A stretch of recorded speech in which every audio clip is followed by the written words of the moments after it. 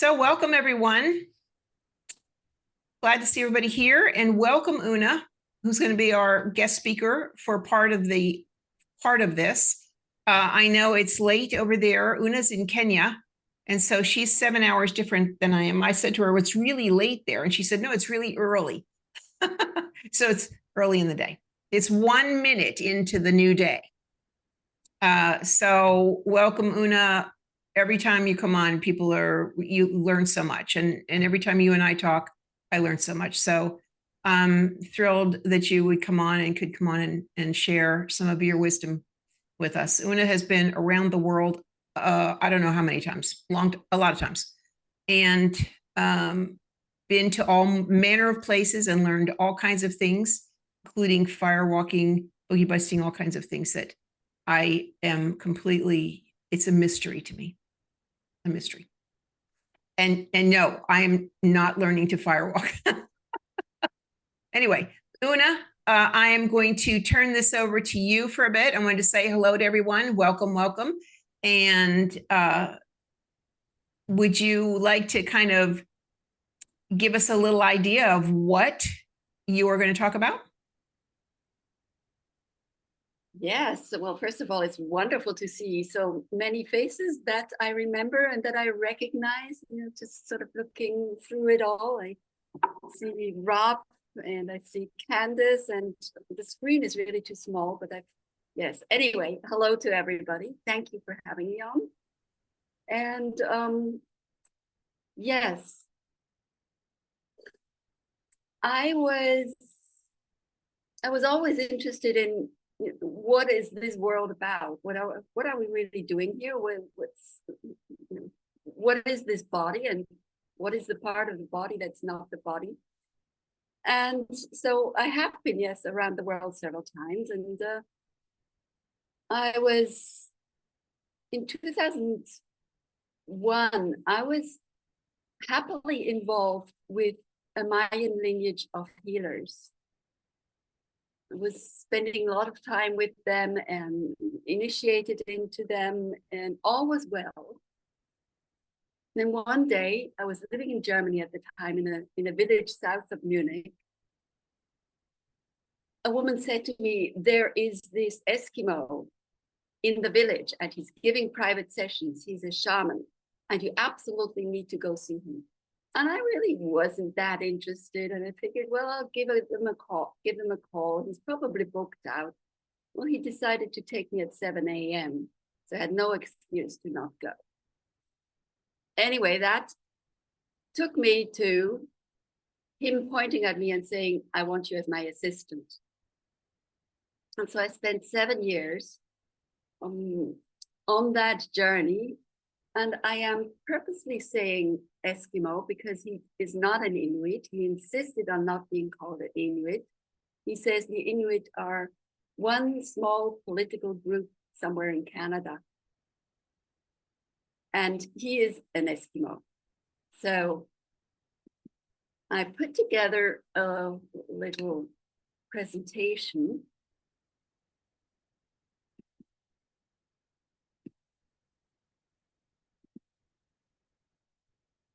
Just to remember some topics. So that's how I met the Angakok. Angakok is the name for shaman in the far north. In 2007 and in 2009,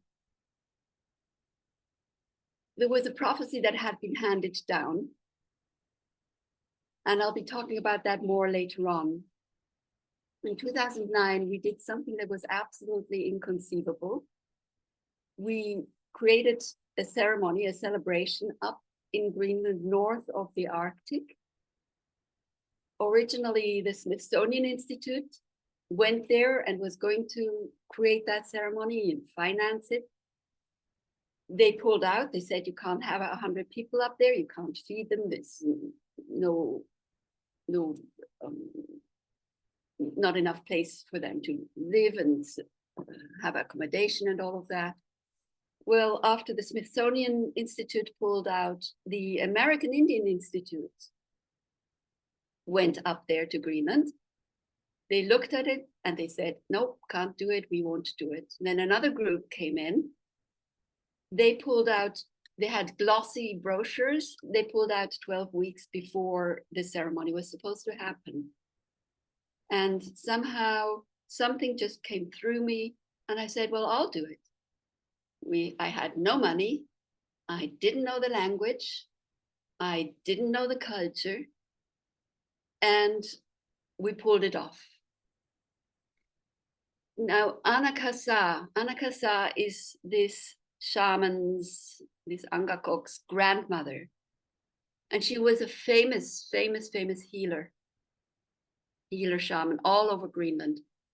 And she was interviewed by her son, and he recorded everything. So the teachings that I'll be talking about today were recordings from the Angakok's grandmother. Yes, and in 2013, I started seeing certain things that told me that I had to move on. So one of the things that I learned is never look away. Always look at it. And there is something about an automatic looking away when there's something there that's not supposed to happen or not allowed to happen. And one example, for example, is there's people hugging. So two people hug. Notice how you automatically look away instead of looking straight at what is that energy that's actually happening between these two people. We look away. And that's one of the patterns that I saw where I couldn't live with that anymore. Anyway, I went out and started doing my own teachings and working worldwide and so on. Now, what I want to give you is a sense of where these teachings come from. This land called Kalallit Nunaat. It's a land that's extremely remote and harsh. Feel into that remoteness, that harshness, that land that is vast and silent. You know how the snow creates silence. Here's a map of Greenland. And you see that all this white stuff is always ice. And then where the brown is, there's a few villages. Now Greenland here, you can see it goes from Oslo all the way to Morocco. That's how large this place is. And it has a population of 50,000, which is about the population of a football stadium. So only 50,000 people in this huge land. And on the east side of Greenland, there are only 2 settlements. There's this one here, Itokotormiit, to which I've been 3 times.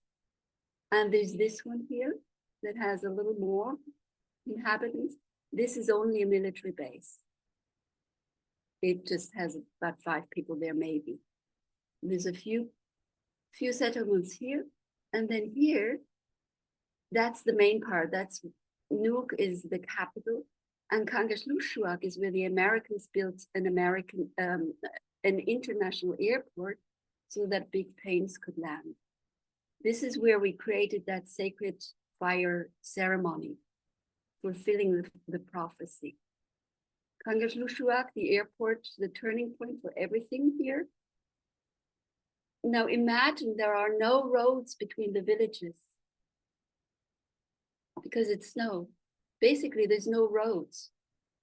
The only road that was ever built was in Kangerlussuaq by VW so that they could test drive their cars. And it's just a few miles long, a few kilometers long. So you're in this land where the only way to move from one settlement to another is by a little plane, a helicopter, or a boat sometimes, depending on the state of the ice. So also Greenland is, they say, the only land that's known peace. There has never been war in Greenland. There were a few skittish things involving one or two soldiers way up in the north. And the people do have ordinary fights in families and so on. But basically, it's a land of peace. And the experience you have there, everything is blue and white. It really calms down the mind. There's also no imprint. Imprint meaning every country you go to has a sort of a sense, a feeling of, it just feels different whether you're in Texas or in New York. It's a very different feeling. There's like a political imprint and maybe another overlay too. There's nothing like that in Greenland. And so your mind expands. It's just that vastness and that silence. And you're only seeing blue and white. And you're really not smelling much either. It really settles you down and you come home to yourself.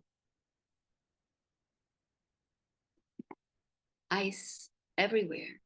Many, many different words for ice. This is how we got to Ittoqqortoormiit. The last bit was by helicopter.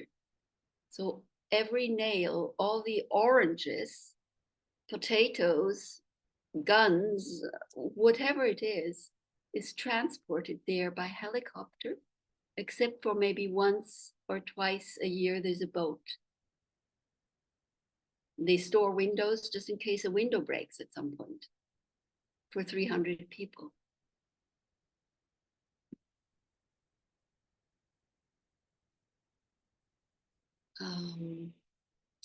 Yeah, this is Ittoqqortoormiit, the village of 300 people. Nothing ever gets lost. There's nowhere it can go.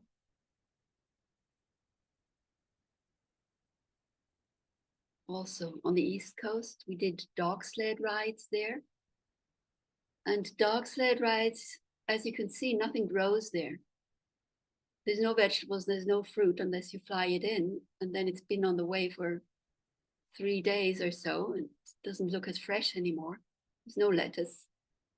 So the only food they have really is the food from the ocean and the food from the land, meaning animals.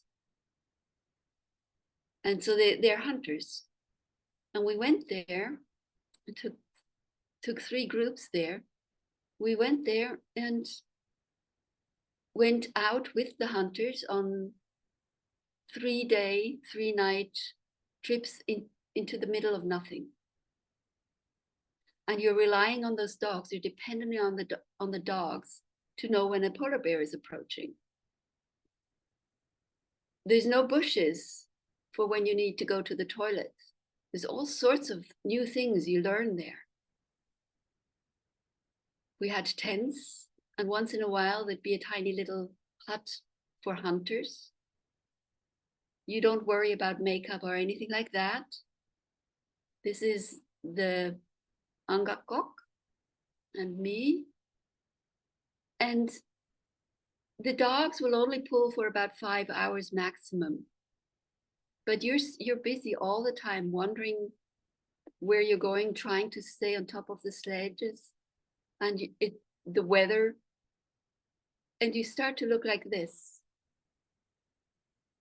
This is Nomi Baumgartel, who is a famous photographer. She just won a prize in Germany.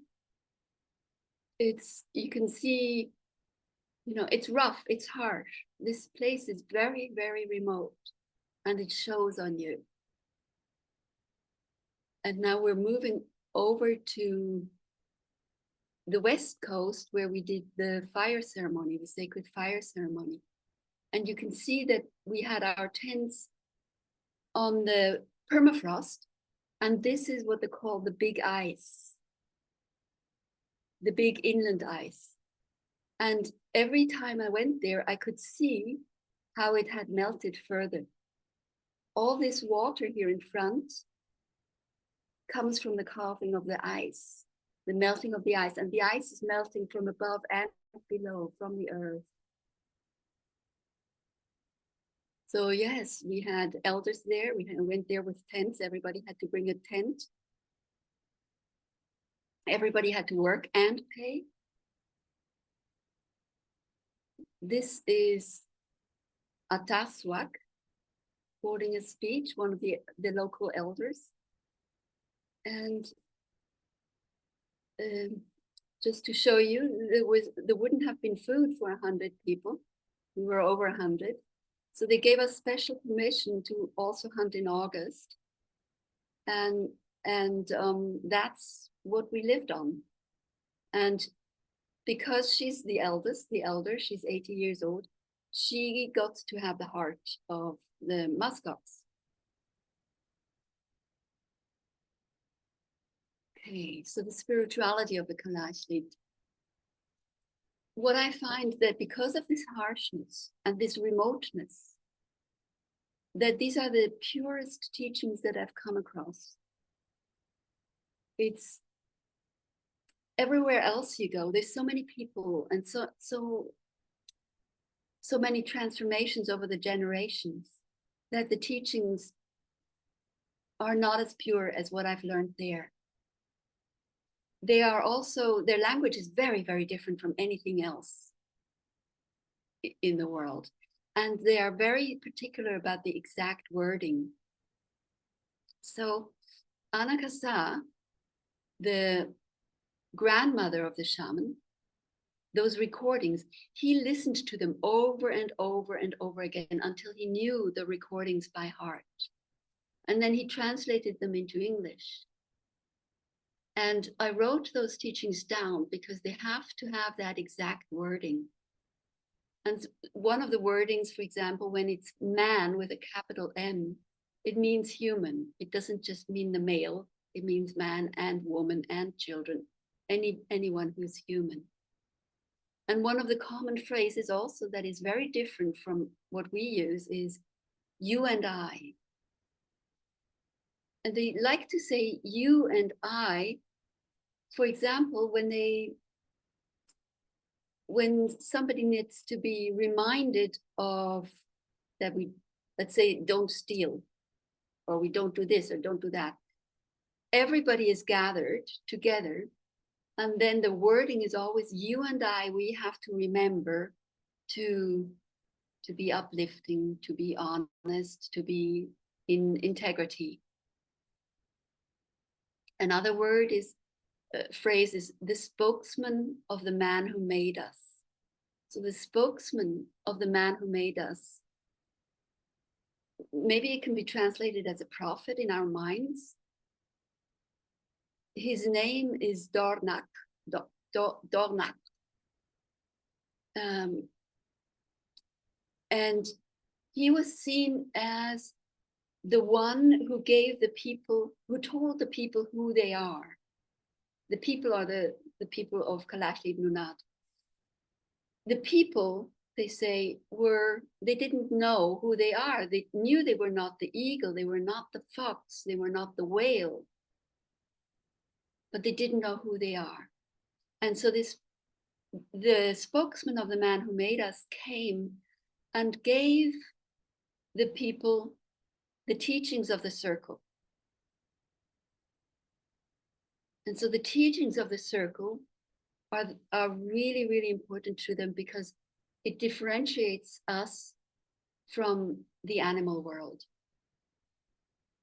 And then very often you will also hear the ancient ones said, the ancient ones. So this is not the elders, and it's not the old ones. It's the ancient ones. And it was never explained to me who the ancient ones are. But after spending 7 years traveling around the world with him and translating, I was his translator into German. The sense I get is that it comes from a time beyond time. It could be ETs, it could be, they're not necessarily human like we're human, is my sense. And my other sense, my personal reading is that why would anybody live in such a land? So remote, so harsh, so difficult to live there. Unless they wanted to stay spiritually pure and away from places where they couldn't live that pure spirituality that they were given by the spokesman of the man who made us.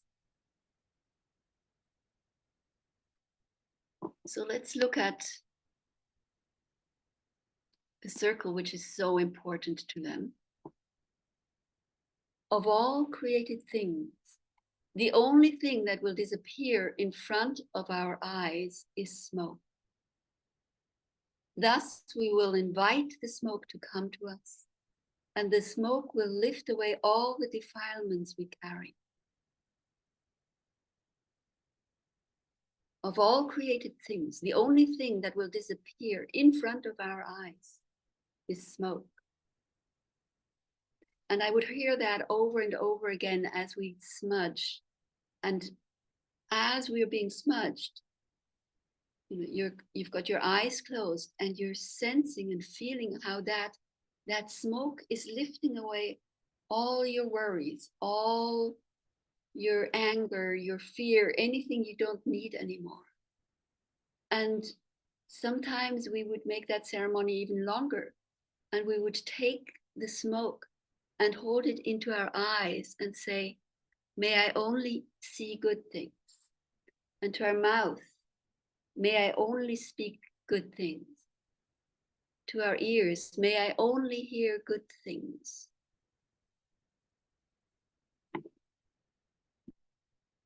The circle which has no beginning nor ending, in which we all belong. So you can hear that over and over again, the circle which has no beginning nor ending, in which we all belong. What does that really mean? It means then when we create a circle, he used to insist that we are in a circle and not like you see here, this is in Itokotomit in the school. People are standing outside of the circle. And I used to like doing that. I used to like being outside of the circle so that I could observe what's happening. But I had to step into the circle and be part of the circle. So it means that we have to be part of life. Every one of us, it's an obligation. Each one of us is important. The circle which has no beginning nor ending, in which we all belong. No matter who you are, no matter what you think, we all belong. And they say the beauty of the circle is that we cannot see each other's backs. And the strength of the circle is that we can only see each other's beauty. And this is something I would hear a lot at sunrise. There would be sunrise ceremonies, and the beauty of the circle is that we cannot see each other's backs. We're standing in a circle and nobody is behind somebody else. We're all standing there together in the circle. And that we can only see each other's beauty.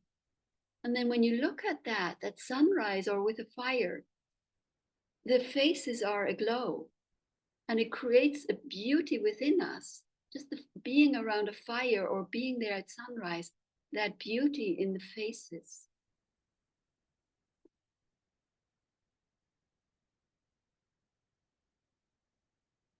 The kilaut is the drum of the Eskimo. And it's made of driftwood because obviously there's no trees growing in Greenland. It's made of driftwood, it's round, thin, and has skin over it. And mostly it is used, the rim is hit with a stick. This, you can see how thin the rim is. You don't touch the skin. This one's got, this is not skin, this is some kind of material. So there's a handle, there's the circle, the rim, and then there's the skin that you do not hit. You hit the rim. And the teaching goes that the kilaut, the wind drum, is an instrument from the great sky. Only the creator holds the handle. And every time he touches upon the rim, he hears the heartbeat of mankind. So the kilaut is round, and it represents that circle that we just talked about. That circle that is so important, in which we all belong. And yes, there is a handle which is not part of the circle, but that handle is only held by the creator. Only the creator holds the handle. And if the drum sounds good, then the creator knows that all is well with mankind. The drum representing the heartbeat of mankind. So the sound that comes from the kilaut, the wind drum, tells the creator how well we are doing. And the kilaut was given to us by the great sky. Now that's another one we'll get into, the great sky.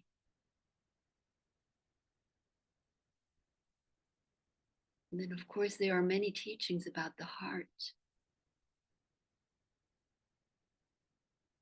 The easiest ice to be melted is the ice on the ground. The hardest ice to be melted is the ice in the heart of man.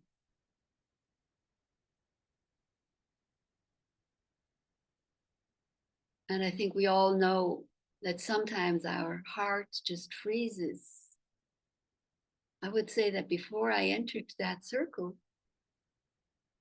I didn't even really have a sense of where the heart, of the feeling of the heart. Yes, I knew logically that the heart is here, but to actually sense it, to actually feel it.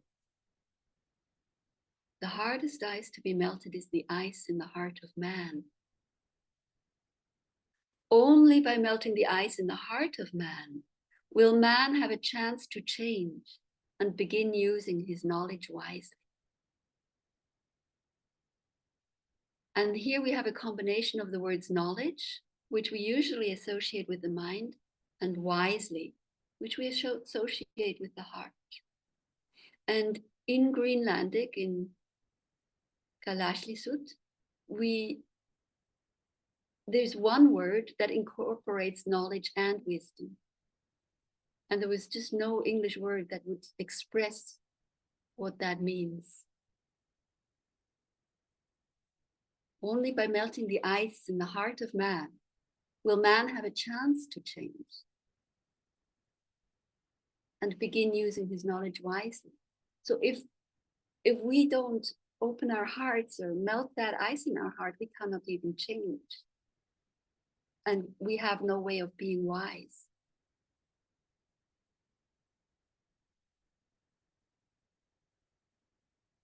The most beautiful smile is a smiling heart. And we all know the difference between a grin and a smile. And so when we touch our heart and we smile from there, what a different feeling to when we just smile in the face.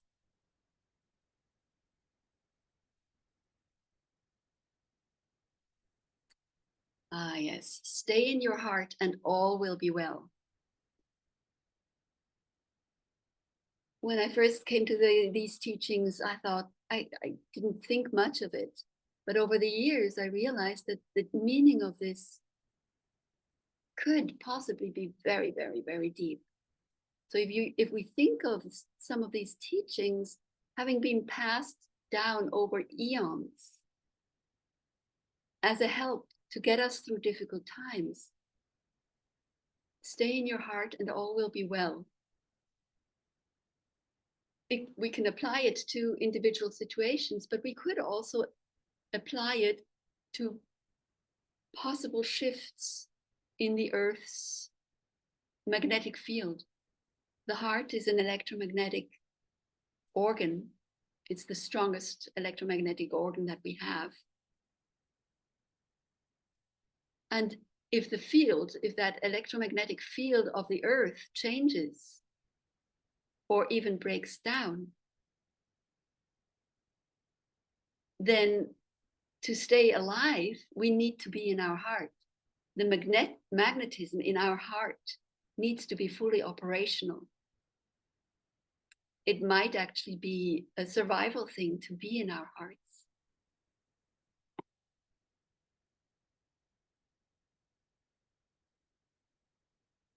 Every time you talk to your heart, she will always speak back. Now is the time for you and I to learn to listen to our heart. And this is also very interesting as I listened to this over and over, that it's actually very healthy to hear your own heartbeat, wherever that might be. You might hear it, you might actually hear your heartbeat where the heart is.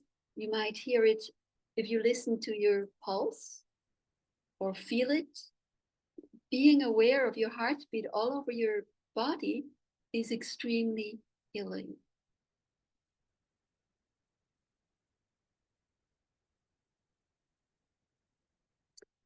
Here we come to the prophecies. This is the one that was passed down for centuries and nobody knew what it meant. The ancient ones say that one day when the world needs it most, the sacred fire will come home to the people on the top of the world. So even the Angakok's grandmother, she would pass this on and she didn't know what it meant. Now in Greenland, because there's no trees, you cannot make fire from wood. You make fire from seal oil. That's the only way to have light, the only way to have heat, the only way to cook, by hunting seals. And what has been happening since 1969. In 1969, two young hunters walked from the village on the shore to the inland ice. And what they would do is they would place their hand against the ice wall and they would pray. And that ice wall is, it's tall. And this was in January and it was minus 30 degrees. So way below freezing point. And they looked up and they could feel a trickle of water coming down. And that, of course, should not be. When they came home from hunting, they told their elders, and the elders said, "Oh, you've had too much beer."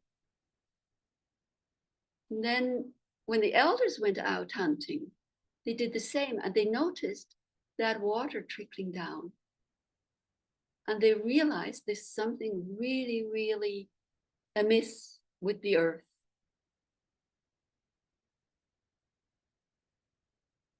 So the ancient ones say that one day when the world needs it most, the sacred fire, the fire that's made from wood, the sacred fire will come home to the people on the top of the world. So this has been known for eons, that there will be trees growing. And when I was there were trees. There were spindly little trees about the height of a tall person.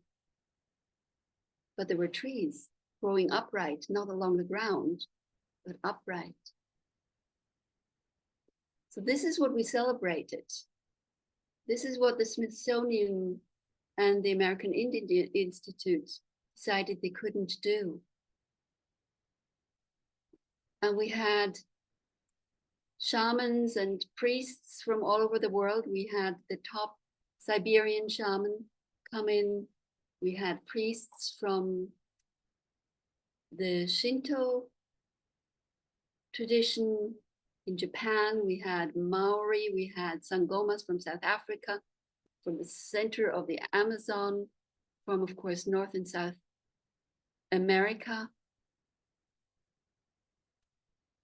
We had 2 tents brought in by the very last boat.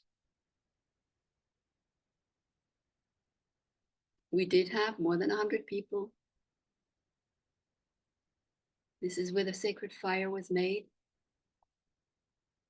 And here it is.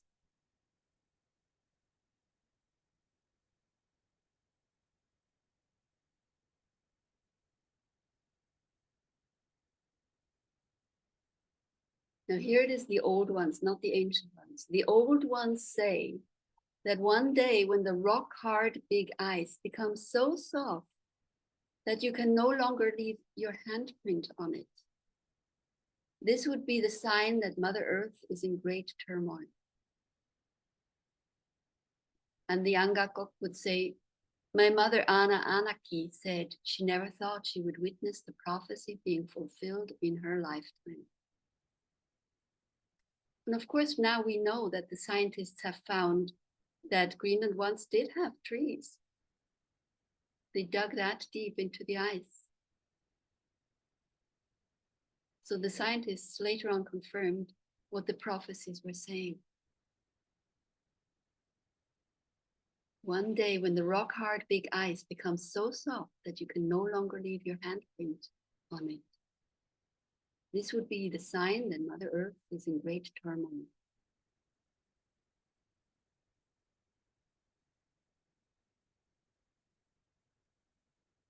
Such a powerful sight of beauty will in a moment be changed into a fury of winds of change. That means a lot when you're in that land that's so vast and you're out in the middle of nowhere, far, far away from a village and a house. And there's a snowstorm. And you don't see where you're going. You can only go by the dogs and the hunters and trust, faith.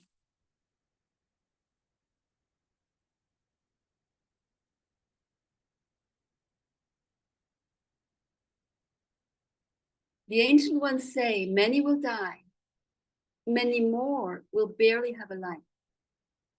Few will have a living. Again, something I heard over and over and over again. The ancient ones say, many will die. Many more will barely have a life. Meaning that their life is very difficult. Let's just put it that way. Few will have a living. Few will truly live.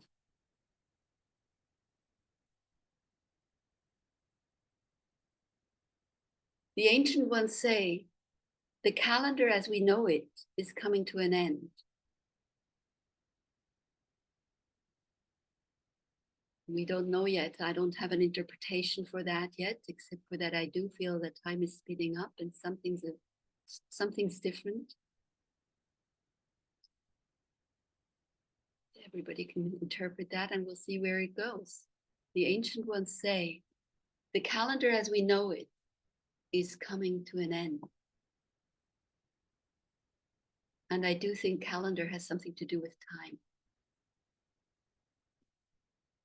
The ancient ones say one day the great sea eagle will begin to descend from the mountains of ice, wafting with her a fresh scent of knowledge with wisdom. So there's something new coming in. Wafting with her a fresh scent of knowledge with wisdom. Again, that word that means knowledge and wisdom combined.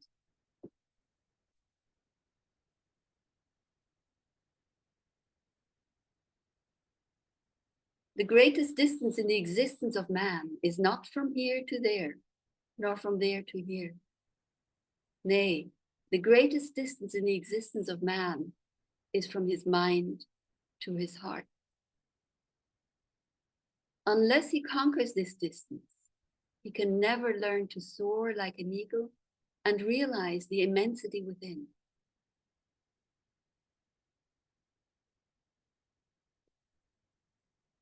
And sometimes he would put his hand on your heart and he says, you are far greater within than the great sky above. We look up to the stars and we look at that space. But when we go within, we are far greater. And we can realize that immensity when we connect our mind and our heart. Unless he conquers this distance, he can never learn to soar like an eagle and realize the immensity within.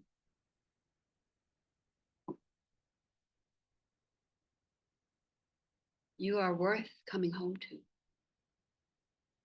This is something I heard very often when somebody was having doubts and feeling sad, depressed. He would say to people, you are worth coming home to. Come home to yourself.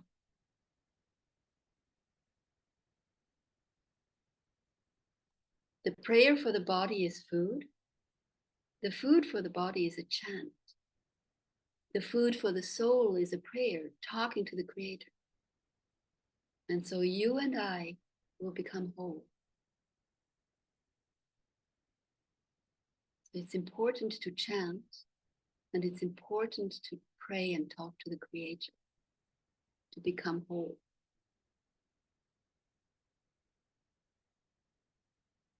And intention is so important. He says, whatever you do, do it with intention. Don't eat to be full, eat to be strengthened. So it matters which intention you put into what you do. If you eat so that you're full, that's a very different feeling from when you eat to gain strength.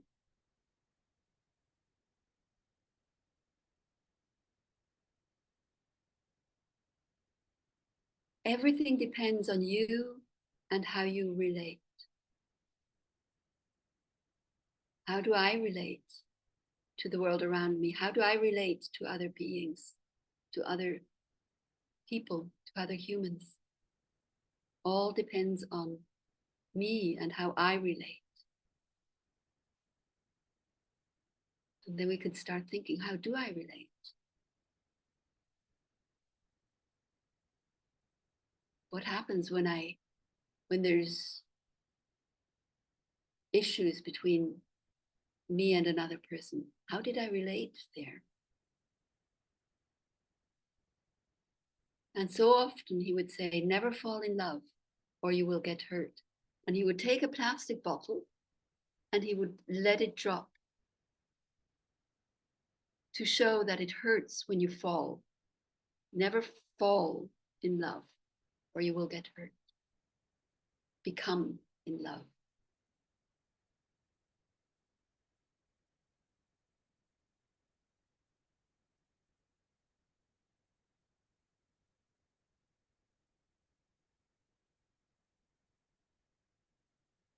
The hardest thing to learn is to unlearn what you already know. Goodness, have I found that true. I thought I knew so much. And then 2020 comes along. And I had to unlearn so many things I thought I knew.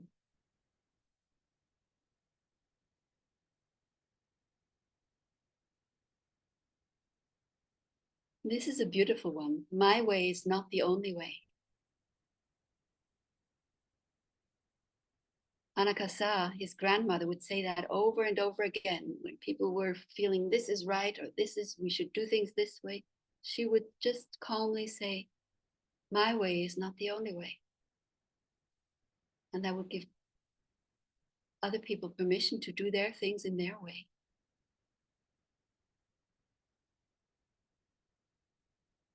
When something stops growing, it dies.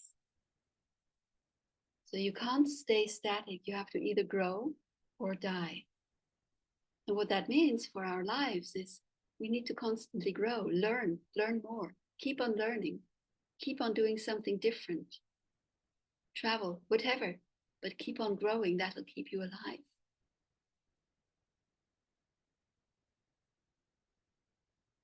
like time itself standing still in front of you, awaiting the choices you are about to make and which path to follow.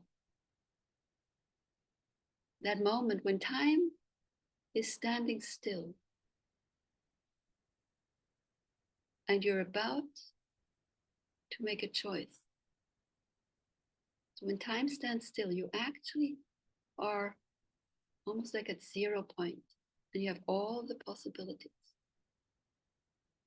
And time is awaiting the choices you are about to make, which path to follow.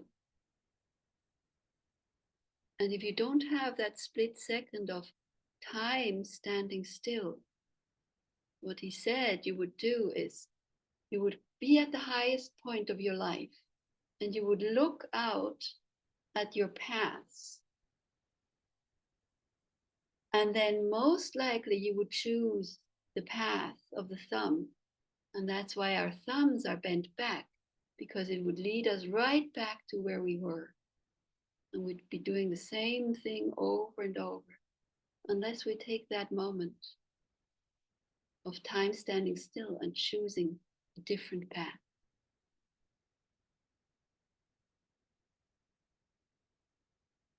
Never follow someone. You will only see his back. And he would say, if you're following somebody and they stumble in front of you, you're also going to stumble. And you're not going to see because that person is standing in front of you. So never follow someone, but walk together. And then as we walk together, you will see something, I will see something, and we will see together, and we'll see more together than when we walk one behind another, one person following another.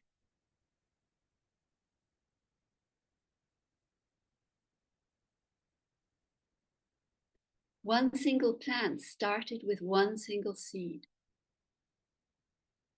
When you find the seed of a berry, you hold in your hand a berry bush, which can sustain thousands of people with this single seed. That is the power. So we might think ourselves, we're just a seed. But that seed that we are is really much bigger. Our power is much bigger than this seed that we are. And as we grow, we can sustain thousands of people, each one of us.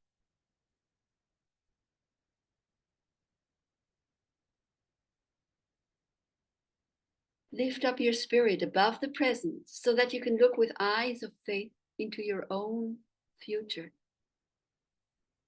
Anakasa, my grandmother, says that your future is powerfully beautiful if only you could learn to see it.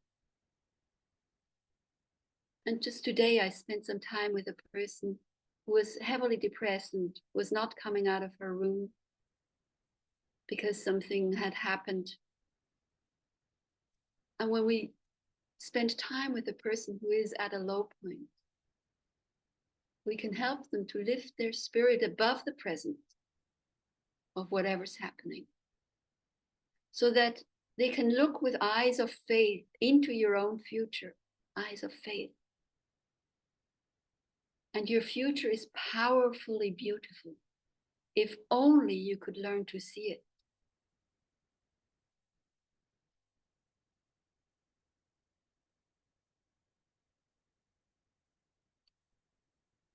This is Swak, the 80-year-old elder, and Angakok, just a few years younger, whom I actually took on a 5-day road trip to the Amazon jungle, and we stayed there 10 days and then took them back to Greenland.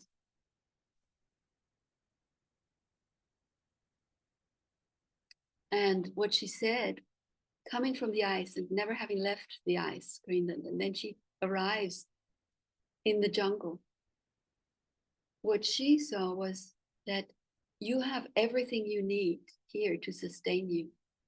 You're able to have a roof over your house, you have food, you have everything you need.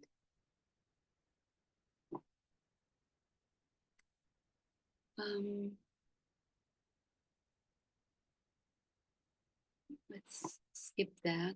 Let's go to spiritual responsibility. The Sweetgrass teaching is in the book I wrote, The Brilliance of Your Feelings, which you can get on Amazon. So I don't need to recap that here. But let's go to the spiritual responsibility, which is a teaching that has been extremely useful, helpful to me when I interact with other people, other races, other colors. The ancient ones say that in the east, where the sun rises, she is always yellow. And so we have the yellow people. And their spiritual responsibility is to take care of Mother Earth. But they have not done good because they were the first to rape Mother Earth, mining for minerals and precious stones. And still, the yellow people are the ones who do the most mining.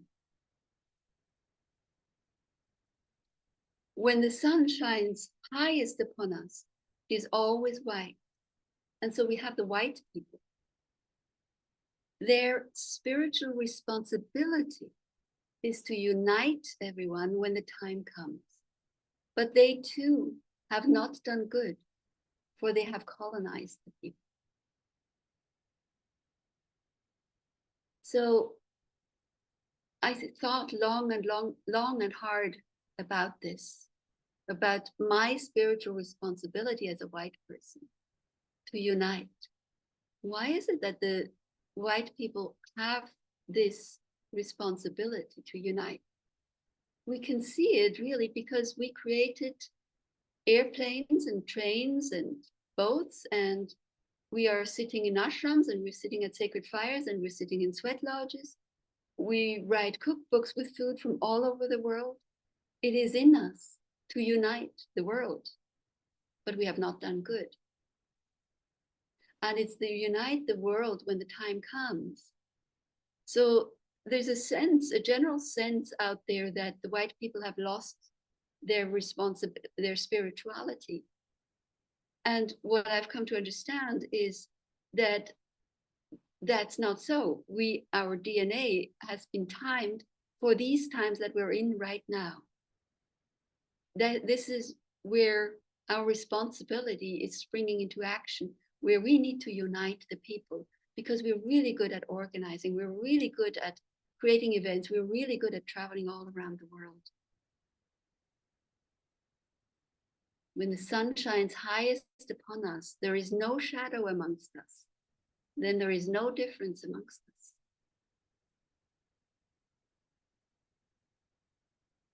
And in the West, where the sun sets, she is always red. And so we have the red people. And their spiritual responsibility is to bring peace to the people.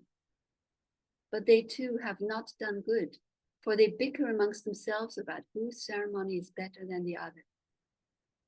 So when we talk here about to bring peace to the people, it's about bringing peace to people's hearts. And that we do with ceremonies.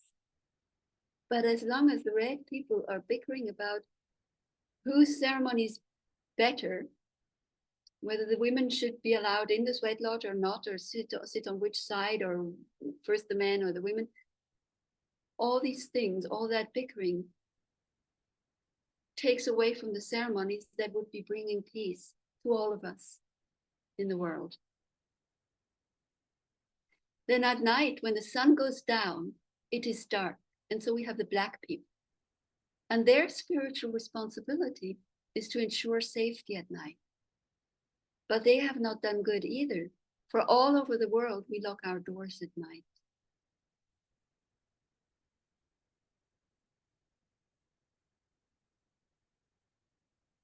Unless we grow up to our spiritual responsibility and become worthy of that, we cannot learn to melt the ice in the heart of man for times and times to come.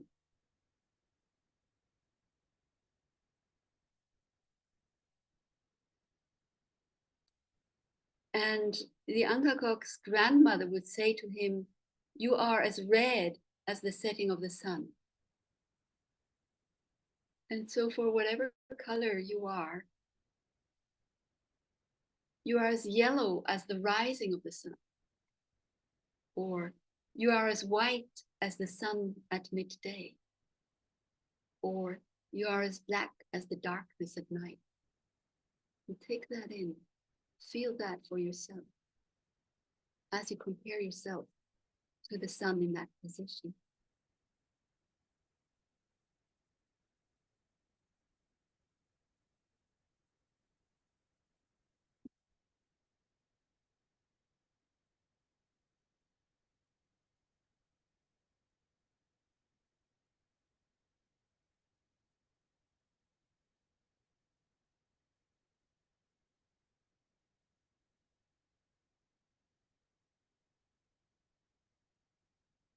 And we'll come to an end with the prayer. I walk to the top of the mountain to pray. And imagine that mountain, a nice mountain in Greenland. Here I am at the top of the world, looking at the vastness surrounding me. I feel very small, like a speck within the greatness of creation. The Great One, the Creator, will He see me? Will He hear me? Then I realize I am not alone. The minerals are here with me, but they are asleep. I know this because when I walk on them, I do not see their beauty. They stay asleep. I need to awaken them so that they can show their powerful beauty to the Creator and pray with me.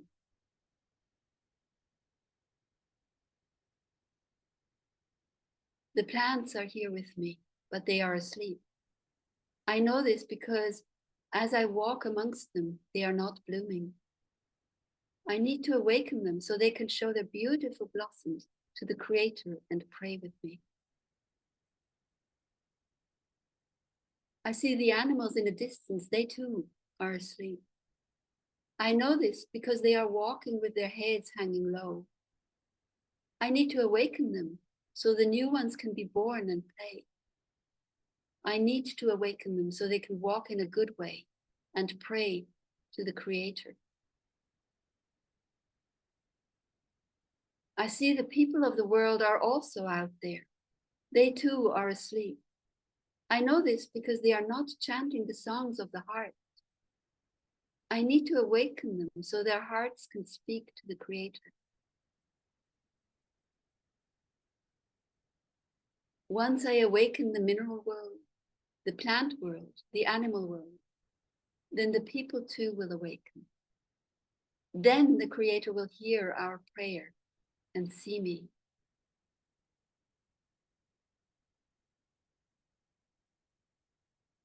One of the ways of looking at this awakening everything is also about animating, inspiring everything I do, whatever it is, whether it's from the mineral world or the plant world. As I love it and connect to it, it awakens, it becomes alive, it becomes vibrant.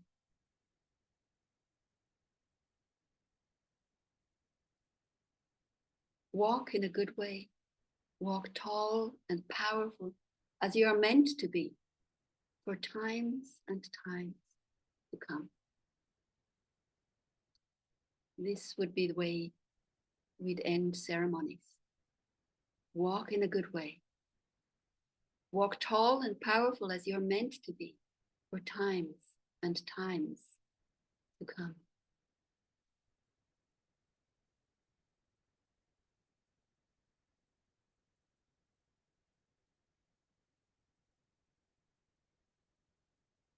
Yes.